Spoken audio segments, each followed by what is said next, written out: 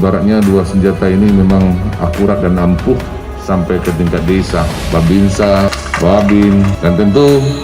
harapannya dengan Kepala Desa dan Pak Camat sama-sama kita berjuang untuk bagaimana meningkatkan kesejahteraan masyarakat